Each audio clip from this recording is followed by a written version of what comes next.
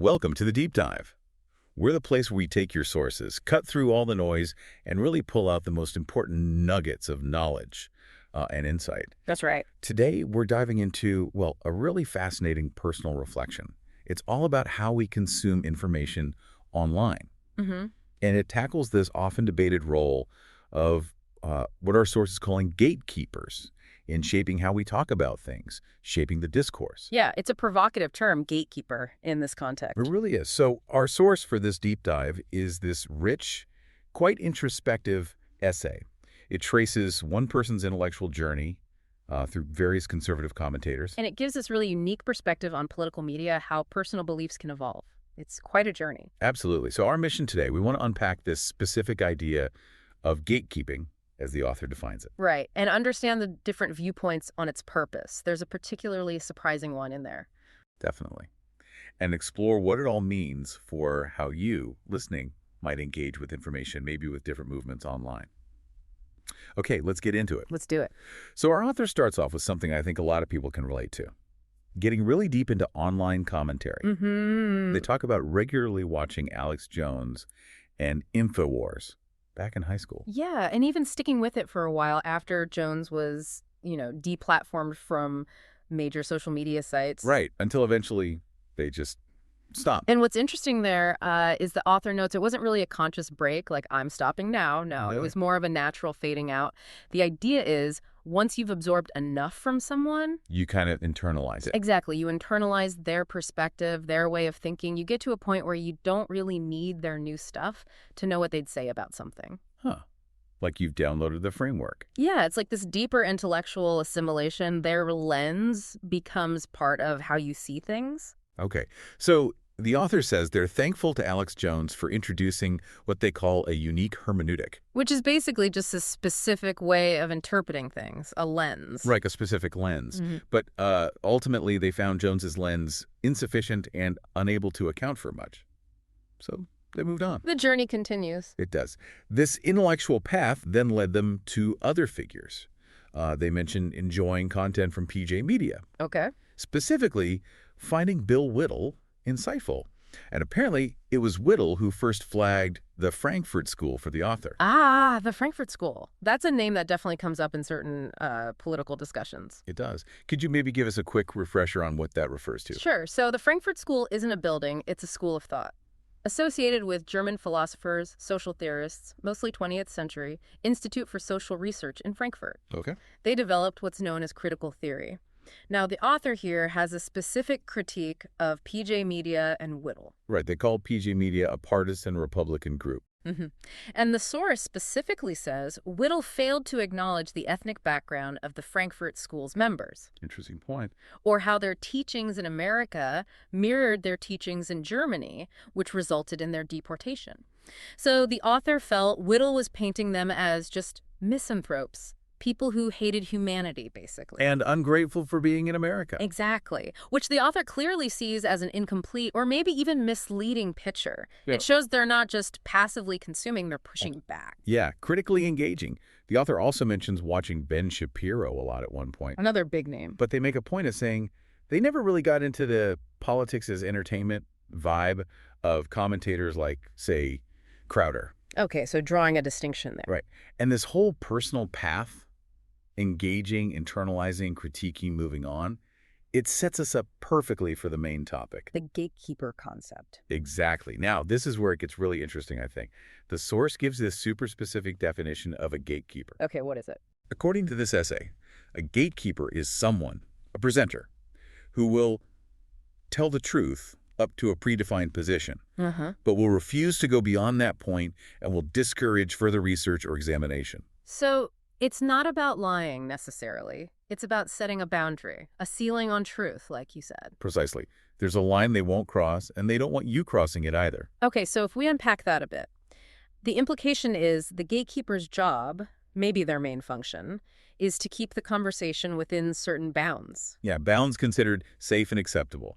Keep the audience in a narrow spot, often one that aligns with, say, mainstream conservative or Republican views. And the author puts it bluntly, gatekeepers ultimately serve not the truth, but only the truths that are advantageous to them or to those they politically serve. Strong words. It's really about the intent behind what's being said, or maybe what's not being said. Right. The limits. The author does acknowledge that these gatekeepers are much maligned, especially by people on what the author terms the authentic right. Okay, so we need to understand what authentic right means in this context. As presented here, it seems to be a group that sees mainstream conservatism as, well, compromised, ineffective, Okay, they want something more. pure, More radical. something like that, a more unadulterated ideology. Yeah. And for this authentic right, the common thinking is if they could just discredit the gatekeepers. Then the masses would flood over to their side. That seems to be the hope, yeah, a classic battle for influence. Makes sense. You see that dynamic in lots of movements. But here's the twist. The author pushes back against that very frustration within the authentic right. How so? They argue that the goal for this authentic right should actually not be mass appeal, not mass adoption. Really? That's counterintuitive for politics. Totally. Instead, the author says the real aim should be to influence the elite, or to create our own elite. Wow. An elite that, they believe, will succeed with or without the masses behind us. Okay, hold on. That needs unpacking. Why reject mass appeal? That seems like political strategy 101. The author uses historical examples, arguing things like civil rights and gay marriage were not enacted due to a popular demand, but through the power of the elite. They claim the popular support came later, after the elite consensus shifted. I see the logic, even if people might debate the examples. So the argument is to change things significantly, or in the author's case, to undo these harmful policies, you need to focus on the elite level first. Exactly. Forget persuading the masses for now. Build or influence your own elite. It's a very different strategic outlook. Very long term, maybe. It is. So how does that connect back to, like, putting out articles or videos if you're not trying to convince everyone? This is where it gets really striking. The author suggests that putting their ideas out there broadly isn't about converting the masses. No, then what's the point? It's simply to sift from the masses those who are of actual use. To sift, like panning for gold? Kind of, yeah. And not to bring about mass conversion. The belief, stated right here, is once the right is in power, it is only then when the masses will follow. Wow, okay. That completely flips the script on communication strategy. Influence follows power, not the other way around in this view. Right. And seen through that lens, gatekeeping suddenly looks very different. How so? If you're trying to build an elite, wouldn't gatekeepers still be annoying, blocking potential recruits? But the author argues the opposite. Anyone who gets trapped within the snares of a gatekeeper Yeah. is precisely the kind of person the authentic right, as they define it, doesn't want. They aren't capable or valuable enough in this view. So the gatekeeper isn't an obstacle. No. Gatekeeping becomes a tool. It serves as a selection vector. A selection vector, like a filter. Exactly. By which only the capable and valuable are able to enter into our ranks. Okay, that is a fascinating, almost perverse reframing. Gatekeeping as a positive thing, a way to curate your movement, identify the truly committed or discerning. It turns a negative into a strategic positive from their perspective. A filter, not a wall. Mind blown, a little bit. Okay, yeah. So the deep dive keeps going, looking at another angle now. This idea that maybe gatekeepers, even with their limits, can accidentally lead people to, well, unintended places. How does that work? The author talks about their own experience, often hitting the ceiling of what a commentator offers intellectually. Right, like we discussed earlier. And then naturally branching out to find more. They also say they've seen others credit some milky toast commentators, fairly moderate ones, as being the very first step that eventually led them towards this genuine right. So like an unintentional gateway drug almost. Kind of, yeah. Yeah. An accidental starting point. Yeah. Which brings us to Tucker Carlson. Ah, yes. A figure many people have strong opinions about, whose path has been quite visible. Definitely. The author mentions another commentator they respect, Devin Stack. Stack apparently criticized Carlson in the past. Okay. On what grounds? After looking at Carlson's book, Ship of Fools, Stack concluded that Carlson, being part of the elite himself, was basically invested in keeping things as they are. So acting as a safety valve. Yeah, a pressure relief valve was the phrase, to stop conservatives from getting too radical and, upsetting the system that benefits the elite, including Carlson himself. That's a common critique you hear about figures perceived as controlled opposition. True. But then the author gives an update on Carlson. Oh. A change of heart. Seems like it.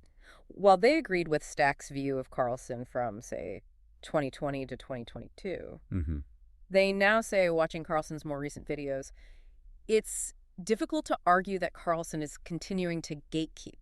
Really? What changed in their view? They claim Carlson's statements now align with their own views much more closely, like 85–90% agreement now, up from maybe 20–50% before. That's a significant perceived shift. So in the author's eyes, Carlson might have moved beyond that gatekeeper role. That's the argument. And they add more evidence, noting Carlson has recently interviewed people like Daryl Cooper. Okay. And Cooper promotes the work of Pete Quinones and Thomas Sear, who also goes by Thomas777. Figures associated with maybe more dissident or non-mainstream right-wing thought. Exactly. So interviewing them is seen by the author as a signal, a sign that Carlson's platform is changing, engaging with voices previously outside the Overton window of mainstream conservatism. Interesting. But the author adds a caveat, right? About being a public figure. Yeah, they acknowledge someone like Carlson must be cautious with revealing what they know and believe. Mm-hmm. Strategic considerations. Right. They sort of muse that a totally mask-off Tucker, completely unfiltered, might cause short-term growth for their kudra, their inner circle. But that success would be short-lived and would unfortunately attract undesirables. The filtering impulse again. Yeah. Wanting growth, but only the right kind of growth. Fascinating insight into the strategic communication, the careful curation going on. It really is. Okay, so from Carlson, the author pivots to another prominent figure, Charlie Kirk. Okay, Turning Point USA founder. Right. The author says they never much cared for Charlie Kirk or his work initially. Any particular reason? Their first real encounter was during Nick Fuentes' Groyper War. Ah, yes. That was quite a period of online conflict. For context, the Groyper War involved aggressive online trolling and real-world confrontations targeting mainstream conservative figures and events. Exactly. And Fuentes, the author says, used this to expose what they saw as Kirk's milquetoast and liberal positions within conservatism. So using disruption to highlight ideological differences. Now, how does the author feel about Fuentes himself? They mince no words. They find Fuentes distasteful and a detriment to any movement or belief system he is associated with.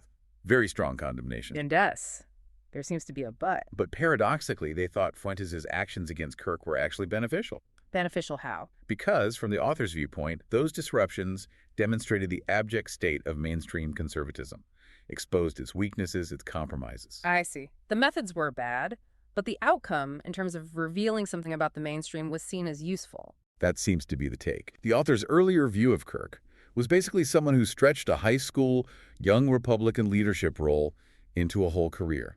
A bit dismissive, maybe? A little, but they add no ill will for that, because they believed many young conservatives eventually graduated from Kirk's worldview into something closer to the author's authentic right. So Kirk as an unintentional, maybe even necessary early stage for some? Seems like it. An entry point people move beyond. Okay, but then things take a really unexpected turn regarding Kirk. The author expresses quite high personal regard. They do. Describing him as a good man, a committed husband and father, it was a Christian in the way he thought best to be, real respect to the person. Which makes the next part very jarring. Given the criticisms, why lament Kirk's assassination, especially since, that hasn't actually happened. Right. This is crucial. It's not a news report. The author uses this stark, hypothetical scenario with the assassination of Charlie Kirk as a way to talk about strategy. It's a thought experiment, framed dramatically. So what's the point they're making with this hypothetical? They say the silencing of Kirk's moderate voice, hypothetically, would be a loss. A loss. Why, if they see his views as insufficient? Because, and this is key to their whole worldview, the author doesn't believe the majority of moderate rightists are ready, worthy, or capable of entering into the ranks of the authentic right. Wow. Okay. So Kirk, or figures like him, serve a purpose in keeping the unready masses contained, in a sense. That's the implication. They state it plainly.